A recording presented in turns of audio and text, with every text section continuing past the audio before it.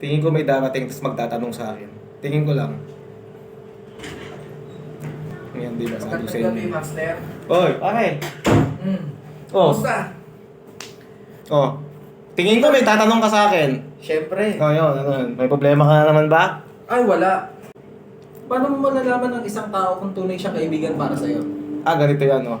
Tandaan mo, hindi lahat ng kakilala mo, kaibigan mo. Okay? So, ang tunay na kaibigan, hindi mo lang siya kasama sa inuman, sa gimmick, sa kasiyahan. Ang tunay na kaibigan, kasama mo din siya sa mga oras na may problema ka at tinutulungan ka din niya kung paano masolve yung problema. Okay? Isa pa, ang tunay na kaibigan, hindi sila yung nandyan na kapag matagumpay ka na. Ang tunay na kaibigan, habang ginagawa mo yung pangarap mo, nandun sila para sumuporta sa'yo. Katulad ng mga video ko, di ba? Ilan lang ang nag-share dyan, dadalawa lang. Ako. Pero yung mga kaibigan ko, hindi nila ma-share yung mga video ko. So mga tropa, kung tunay ko kay kaibigan, share naman tayo ng mga video ko. Okay ba tayo dun, Brad? Okay, Master.